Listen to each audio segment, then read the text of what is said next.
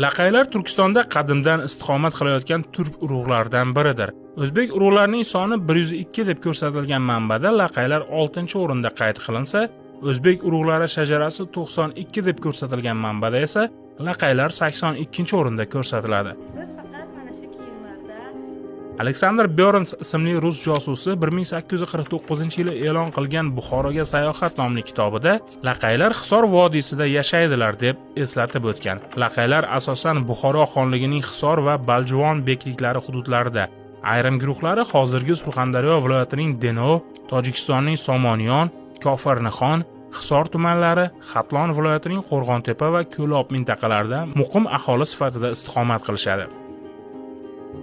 Laqaylar Afg'onistonning Bag'lon va Balx viloyatlarida, Pokistonning Karachi shahri, Saudiya Arabistonidagi Makka, Madina, Jidda shaharlarida, Turkiyaning Antokiya, Istanbul mintaqalarida, Eronning Tehron viloyatidagi Qizilhisorda, Sheroz, Zohidon, Kermon, Qazvin va Hormuzgon viloyatlarida yashaydilar.